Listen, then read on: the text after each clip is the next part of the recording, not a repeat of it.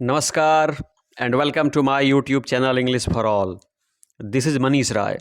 आज प्रस्तुत है वर्ग 10 की पोएट्री द स्लीपिंग पोर्टर। जी बच्चों, वर्ग 10 की पोएट्री द स्लीपिंग पोर्टर से चुने हुए कुछ अति महत्वपूर्ण वस्तुनिष्ठ प्रकार के प्रश्न एवं उनके उत्तर।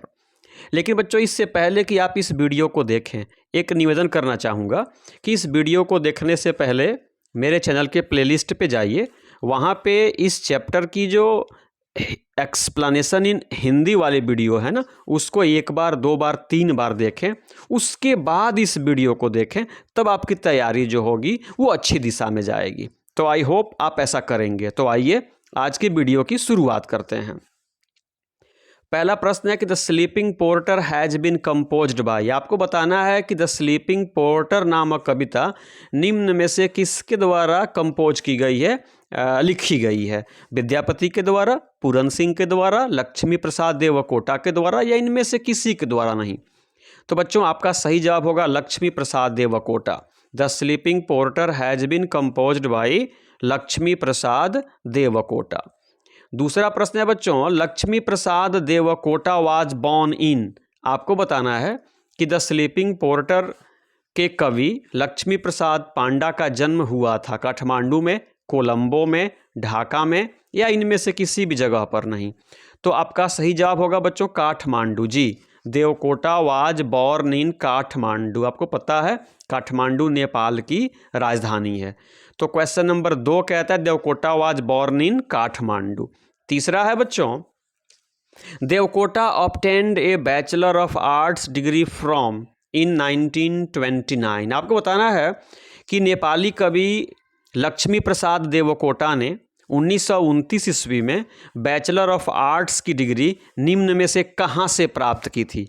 इसमें दो प्रश्न छुपे हुए हैं। इसमें दो प्रश्न हैं बच्चों। एक कि बीए की डिग्री देवकोटा साहब ने कहाँ से ली और कब ली। तो कब ली का जवाब होगा बच्चों 1929 में। और पहला प्रश्न है कहाँ से ली, तो ये बिहार की राजधानी पटना के पटना यूनिवर्सिटी से। जी बच्चों, ये नेपाली कवि हैं, लेकिन बीए की डिग्री 1929 में ये पटना यूनिवर्सिटी से प्राप्त किए। तो Devkota obtained A bachelor of arts degree from Patna university in 1929। Number 4 कहता है देवकोटा प्रिसाइडेड ओवर, मतलब अध्यक्षता करना होता है। Devkota presided over the first national Khalistan festival of Nepal.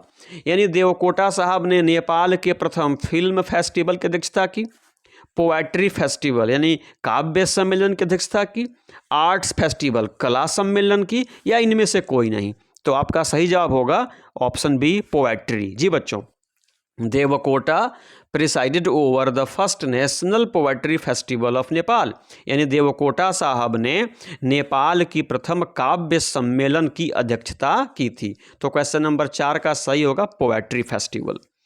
पांचवा कहता है raining over the rich kingdom of sleep is a line from. आपको बताना है कि raining over the rich kingdom of sleep, यह जो पंक्ति है ना, किस कविता की है। पॉलिथीन बैग की है, कोयल की है, द स्लीपिंग पोर्टर की है, या इनमें से किसी की नहीं है। तो आपका सही जवाब होगा option see the sleeping porter. Yes, raining over the rich kingdom of sleep is from the sleeping porter. आइए बच्चों क्वेश्चन नंबर 6 को देखते हैं। क्वेश्चन 6 कहता है कि who is the hero of the mountain. यानी यह जो नेपाली कवि लक्ष्मी प्रसाद देवकोटा की रचना है द स्लीपिंग पोर्टर, इसमें बच्चों इसमें who is the hero of the mountain, यहाँ पे इस पोएट्री में माउंटेन का हीरो, पर्वतों का हीरो किसको कहा गया है। तो ऑप्शन बी होगा पोर्टर। वॉचमैन को नहीं कहा गया, कारपेंटर को नहीं कहा गया, पोर्टर को कहा गया है। तो 6 का बी सही होगा। 7 कहता है कि हुम वाज द पोर्टर चैलेंजिंग। यानी द स्लीपिंग पोर्टर नामक कविता में जो पोर्टर है ना, वह किसको चुनौती दे रहा है। सी को, स्टार्स को, माउंटेन को। आपका सही जवाब होगा माउंटेन। बच्चों, या पर्वतों को, पहाड़ों को चुनौती दे रहा है कौन। एक दुबला पतला कंकाल सा दिख रहा पोर्टर माउंटेन्स को, बच्चों पर्वतों को चुनौती दे रहा है। तो 7 का सी सही होगा। नंबर 8 कहता है कि how much load does the porter have on his back. बच्चों, पोर्टर जो है ना, जिसको पहाड़ी पे चढ़ना है, बहुत ऊंचा जाना है बच्चों, तो चढ़ाई के दौरान उस पोर्टर के शरीर पे, उसके पीठ पर कितना किलो का बोझ है, कितना किलो का बोझ है।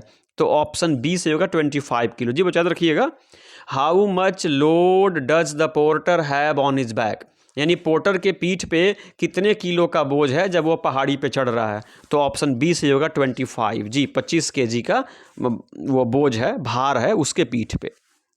नंबर 9 कहता है कि what distance does the porter cover in the snows of winter, यानी ठंडी के बर्फ में, एक तो ठंडी है ऊपर से बर्फबारी हुई है, तो ठंडी के बर्फबारी के बीच कितनी दूरी तय करनी है किसको, पोर्टर को।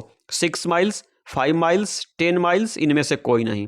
तो बच्चों आपका सही जवाब होगा ऑप्शन है 6 माइल्स। जी बच्चों इस सर्द की बर्फबारी में उसको 6 मील की दूरी तय करनी है किसको, पोर्टर को।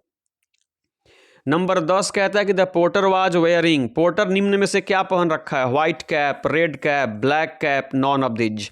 आपका सही जवाब होगा बच्चों ब्लैक कैप। जी the porter was wearing a black cap, जो पोर्टर है ना काले रंग की टोपी लगा रखी है। नंबर 11 पूछता है द पोर्टर्स बॉडी इज, यानी पोर्टर का जो शरीर है ना वो कैसा है, वेल बिल्ट, बहुत सुंदर उसकी बनावट है।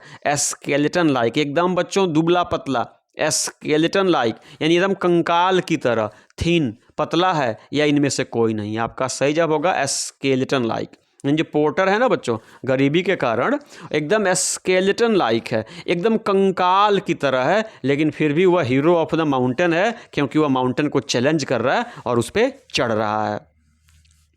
नंबर 12 पूछता है कि the porters heart was twittering like a bird is a line from, आपको बताना है कि निम्न में से किस कविता से यह पंक्ति ली गई है। The porters heart was twittering like a bird. आपका सही जवाब होगा द स्लीपिंग पोर्टर। क्या होगा, द स्लीपिंग पोर्टर।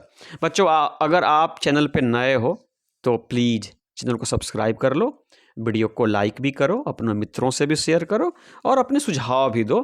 आपके सुझाव पढ़ करके बहुत अच्छा लगता है और उसको आपके सुझाव पे अमल करने की भी कोशिश की जाती है। नंबर 13 कहता है कि the poet's heart was twittering like a monkey, like a koel, like a sparrow, like a bird. यानी जो पोएट है ना लक्ष्मी प्रसाद देवकोटा, उनका जो दिल है ना वो ट्विटर करता है, वो चहचहाता है। कैसे, मंकी की तरह, कोयल की तरह, स्पैरो की तरह, बर्ड की तरह। तो बच्चों यहाँ पे सही जवाब होगा बर्ड की तरह। कैसे बच्चों, पक्षी की तरह।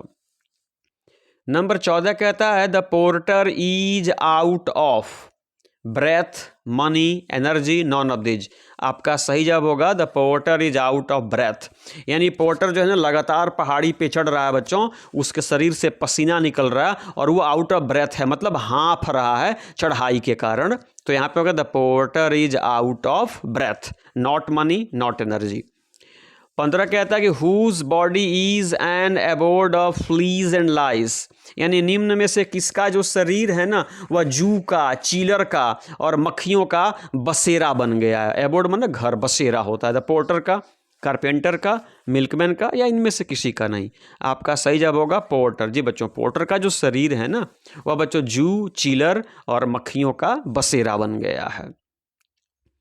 नंबर 16 कहता है द पोर्टर्स माइंड इज, आपको बताना है कि जो पोर्टर है ना लक्ष्मी प्रसाद देवकोटा की रचना द स्लीपिंग पोर्टर में, नेपाली कवि हैं ये, उसमें जो पोर्टर है ना उसका माइंड कैसा, दिमाग कैसा है, डल है, जीनियस है, स्ट्रांग है, नॉन ऑफ दिज है। याद रखिएगा डल है बच्चों, शरीर से भी दुबला पतला है, स्केलेटन लाइक है और दिमाग भी उसका क्या है बच्चों, डल है।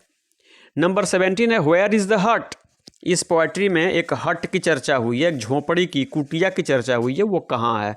ऑन द रूफ, रूफ पे है, ऑन द क्लिफ, क्लिफ पे है, या दोनों जगह है, या कहीं नहीं है। तो आपका सही जवाब होगा ऑन द क्लिफ, पहाड़ी की चोटी पे है। जी बच्चों वेयर इज द हट इज ऑन द क्लिफ। तो 17 का बी सही होगा। 18 कहता है बच्चों कि द पोर्टर्स खाली स्थान वाज सिबरिंग विथ कोल्ड। आपको बताना है कि जो पोर्टर है ना निम्न में से उसका कौन ठंडी से कांप रहा है। डॉटर उसकी बेटी कांप रही है, उसका सन बेटा कांप रहा है, उसकी वाइफ उसकी पत्नी कांप रही है, कोई नहीं कांप रहा है। आपका सही जवाब होगा सन। जी बच्चों इस कविता में नेपाली कवि देवकोटा की रचना द स्लीपिंग पोर्टर में पोर्टर का जो लड़का है ना उसका जो बेटा है ना वह ठंडी से कांप रहा होता है। 19 कहता है कि the mother is searching for nettles and vines is from. याद रखिएगा बच्चों पोर्टर की पत्नी और पोर्टर का जो लड़का है ना उसकी माँ है ना, भोजन के लिए क्या ढूंढ रही है, नेटल्स और वाइन्स। तो यह जो पंक्ति है ना कहाँ से ली गई है, क्लियर है बच्चों, द स्लीपिंग पोर्टर से। कहाँ ली गई है, स्लीपिंग पोर्टर से ली गई है। नंबर 20 कहता है कि at the end the porter was in deep slumber thought C none of these. आपको बताना है कि अंत में जो पोर्टर है ना वह गहरी नींद में है, गहरे विचारों में है, या गहरे सागर में है, या इनमें से कहीं नहीं है। तो स्लम्बर होगा। स्लम्बर का मतलब स्लीप होता है, नींद होती है। Eight the end the porter was in deep slumber, अंत में हार थक करके वह जो पोर्टर है ना गहरी निद्रा में सो जाता है। 21 कहता है कि इन डीप स्लम्बर, गहरी निद्रा में, the porter is raining over the rich kingdom of, यानी गहरी निद्रा में वह पोर्टर जो है ना वह किस पे अपना राज्य चला रहा होता है, kingdom of money, kingdom of wealth, kingdom of sleep, या नॉन ऑफ दीज। तो बच्चों का किंगडम ऑफ स्लीप, नींद के साम्राज्य पे वो अपना अधिकार जमा रहा होता है। तो नंबर 21 में सी होगा, स्लीप। और बच्चों नंबर 22 क्वेश्चन है। नंबर 22 कहता है कि the porter is the proud conqueror of, conqueror का मतलब होता है विजेता। The porter is the proud conqueror of nature. जी बच्चों, the porter is the proud conqueror of nature, not a kingdom, not an area, but क्या होगा, nature. इसलिए 22 का सी सही होगा। और अंतिम प्रश्न है, the house and properties of Devkota were confiscated by, यानी नेपाली कवि लक्ष्मी प्रसाद देवकोटा का घर और उनकी संपत्ति जब्त कर ली गई थी। किस सरकार के द्वारा, नेपाली गवर्नमेंट के द्वारा, इंडियन गवर्नमेंट के द्वारा, श्रीलंकन गवर्नमेंट के द्वारा, या नॉन ऑफ दीज। तो यहाँ पे सही जवाब होगा नेपाली गवर्नमेंट। क्या होगा बच्चों, नेपाली गवर्नमेंट ने लक्ष्मी प्रसाद देवकोटा के घर को और उनकी संपत्ति को कॉन्फिस्केट मतलब जब्त कर लिया था। तो ये 23 अति महत्वपूर्ण वस्तुनिष्ठ प्रकार के प्रश्न, ऑब्जेक्टिव टाइप क्वेश्चंस आंसर हैं। बच्चों इस वीडियो को एक बार दो बार देखें। अगर वीडियो पसंद आए तो प्लीज़ चैनल को सब्सक्राइब करें, वीडियो को लाइक करें, अपने मित्रों से भी शेयर करें, अपने सुझाव भी दें, और इस पर्टिकुलर वीडियो को समाप्त करने से पहले मेरे साथ बोलें, जय हिंद।